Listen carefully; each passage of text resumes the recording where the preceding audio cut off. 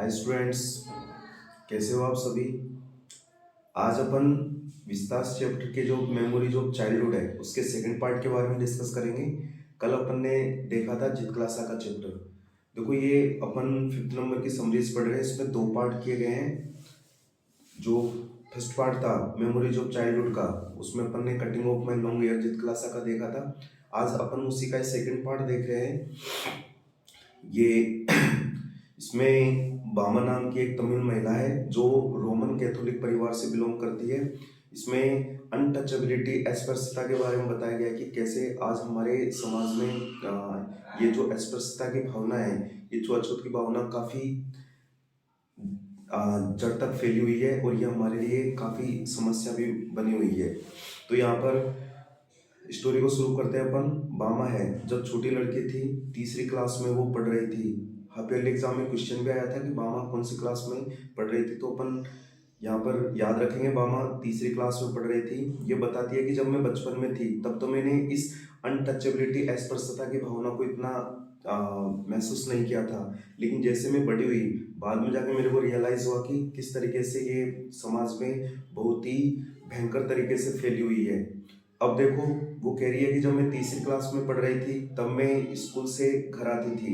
वैसे ये दूरी 10 मिनट की थी, लेकिन मेरे को घर तक आने में वहाँ पर ऐसी लुभावनी चीज़ें थी, अट्रैक्टिव चीज़ें, जिससे मेरे को कम से कम आधा घंटा लग जाता था। अब वो बता रही कि जैसे मैं स्कूल से घर आती थी तो रास्ते में कई सारी ऐसी चीज़ें थी जिनको देखकर मैं वहाँ पर रुक जाती थी। जैसे मदारी का खेल है, पिटारी में बंद किया हुआ सपेरे द्वारा जो सांप है, ऐसे कई सारी चीज़ें हैं। एक साइकिल सवार है, वो 3 दिन से साइकिल से नहीं उतरा था, तो वो लगातार सुबह से पेडल मारे जा रहा था। उसकी जो जेब है उस पॉकेट पर नोट लगे हुए थे।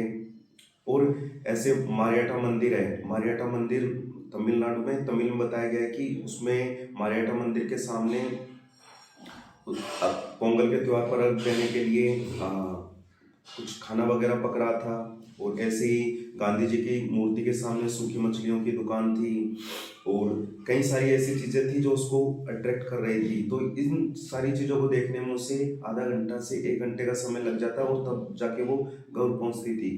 आगे ये भी बताया गया है कि जब मैं घर तक जाती थी तो बीच बीच में क्या है कि कभी कभी मार्केट में राजनीतिक पार्टियों के मीटिंग वगैरह हुआ करती थी। तो जैसे ही मीटिंग होती थी तो लीडर्स वगैरह आते थे और अपने माइकों से उग्र भाषण देते थे। और ये सब आयोजन होता था तो कठपुतली और दूसरे जैसे कोई जादू और ना कोई जादू ना कोई करिश्मा, इस नाम से भी हैरत अंगेज कारनामे भी होते थे। तो ये सारी चीज़ें मेरे को ऐसी लगती थी ताकि मैं वहीं पर ही रुकी रहूं, इसलिए मेरे को घर पहुंचने में देर हो जाती थी। एग्जाम में इसी से क्वेश्चन आएगा कि भाई ऐसी क्या क्या चीज़ें बामों को अट्रैक्ट करती है जो उसको घर पहुंचने में देरी हो जाती है।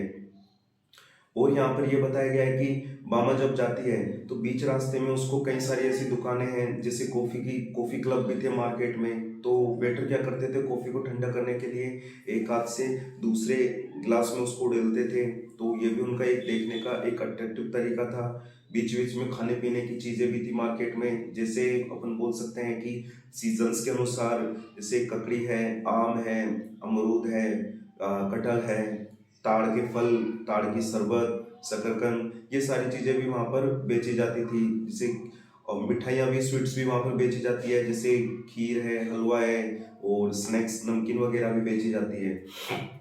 अब क्या है, ये चीज़ें बता रही कि रोज़ की रोज़ मुझे ये सारी चीज़ें घर तक पहुँचने में लेट कर देती, क्योंकि मैं धीरे धीरे इन चीज़ों को देखते हुए घर पहुँचती थी। एक दिन की बात है कि ये अपने घर वाले रास्ते में गली में ही जा रही थी और इसका जो बैग है वो पीछे की तरफ लटका हुआ था।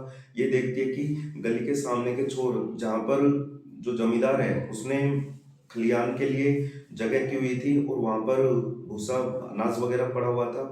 और जो बेल है वो चारों तरफ फिर रहे थे ताकि वो अनाज को अलग कर सके और भूसा है उसको अलग कर सके। अब उनको चलाने के लिए वहाँ पर हमारे समुदाय के, यानी कि हमारी जो कैटेगरी के लोग हैं, वो वहाँ पर उनके पीछे बेलों के लगे हुए थे। जमींदार क्या था, एक पत्थर था, उसके ऊपर बोरी या कपड़ा डालकर उसके ऊपर बैठा हुआ था।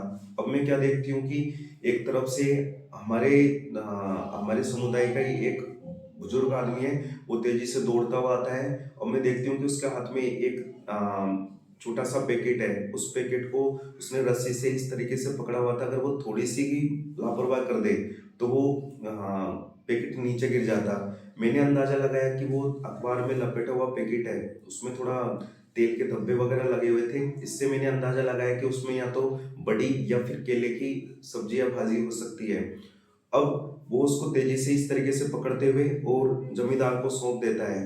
अब मेरे को काफी ज्यादा हंसी आई कि ये अपना जो समुदाय का बुजुर्ग आदमी है, अगर इसने थोड़ी सी भी लापरवाही की होती तो ये पूरा पैकेट नीचे गिर जाता। अब जब मैं घर पे गई तो मैंने मेरे बड़े भाई अन्नन को जाकर बताया। याद रखना है, मामा का बड़े भाई का नाम क्या है, अन्नन। जब उसने अन्नन को जाकर ये सारी चीजें बताई तो अन्नन ने कहा कि इसमें हंसने लायक कोई चीज नहीं है। जो ये जमींदार लोग हैं ये अपने आप को पैसे वाला समझते हैं और हायर कैटेगरी के समझते हैं, अपन को ये लोअर समझते हैं। इसलिए उसने उस बुजुर्ग आदमी से कहा था कि तुमको इसको टच नहीं करना है, केवल ऊपर की रस्सी को पकड़ कर लाना है। यह सुनकर बामा की हंसी गायब हो गई। उसे काफी दुख हुआ कि किस तरीके से हमारे लोगों के साथ भेदभाव किया जाता है। बामा को अपने उस बुजुर्ग आदमी और उसके यहाँ काम करने वाले लोग हैं उनके ऊपर भी गुस्सा आया कि वो आखिर काम करते हैं तो काम के बदले में उनसे पैसा मिलता है, तो एक्स्ट्रा में वो ऐसे गुलामी वाली चीजें क्यों करते हैं। क्योंकि जिस तरीके से वो उनका जमींदार वगैरह का वहाँ पे एक्स्ट्रा का कुछ ऐसा खाने पीने का काम वगैरह, क्योंकि उसके तो उन्हें पैसे मिलते ही नहीं है। तो बामा के अनुसार ये लगता है कि उन्हें उनकी गुलामी स्वीकार नहीं करनी चाहिए। अब आगे अन्नन कहता है कि जब मैं क्योंकि बामा का बड़ा भाई अन्नन कॉलेज में पढ़ता है बाहर शहर में, वो अक्सर अपने पास के गांव में लाइब्रेरी में पुस्तकें उधार लेने के लिए जाता रहता है। वो बताता है कि एक बार जब मैं बुक लेकर लौट रहा था तब मैं अपने गांव वाले रास्ते पर ही वापस आ रहा था। तभी मुझे जमींदार का एक आदमी मिला, उसने पूछा कि भाई तेरा नाम क्या है, तो मैंने अपना नाम अन्नन बताया। फिर उसने, देखो वहाँ पर तमिल लैंग्वेज में आदमियों को थाम्बी भी बोलते हैं, तो फिर दोबारा से बोला कि थाम्बी तुम कौन सी गली में रहते हो। तो अन्नन कहता है कि मैंने वो गली का नाम नहीं बताया, अगर मैं उसको बता देता कि मैं उस एरिया में रहता हूँ तो इससे हमारे समुदाय का पता लग जाता और उनको ये लग जाता कि ये अनटचेबिलिटी कास्ट से बिलोंग करते हैं। यह सुनकर बामा को काफी दुख हुआ कि बचपन में तो मुझे एहसास ही नहीं था कि इस तरीके का भेदभाव किया जाता है। अब जाके उसको ये सारी चीजें जब पता लगती है तो काफी ज्यादा वो दुखी महसूस करती है। फिर अन्नन कहता है कि देखो, अगर अपन को ये अनटचेबिलिटी की भावना को मिटाना है तो तुम्हें पढ़ना लिखना होगा, क्योंकि जितना तुम पढ़ोगे लिखोगे उतना ही तुम्हारा नाम होगा, और जैसे तुम्हारा नाम होगा तो लोग तुम्हारी तरफ अट्रैक्ट होंगे, तुम्हारी बातों को सुनेंगे और फिर कोई छुआछूत वगैरह नहीं करेगा। इस छुआछूत को मिटाना है तो शिक्षित होना होगा। ओबामा ने तभी से ही ठान ली कि भाई मुझे अच्छी तरीके से पढ़ना लिखना है और ये जो अस्पृश्यता की भावना है उसे बिल्कुल समाज से दूर करना है। तो यहाँ पर इस चैप्टर में विशेषकर जो अनटचेबिलिटी अस्पृश्यता की भावना है उसी के ऊपर ये जोर दिया गया है।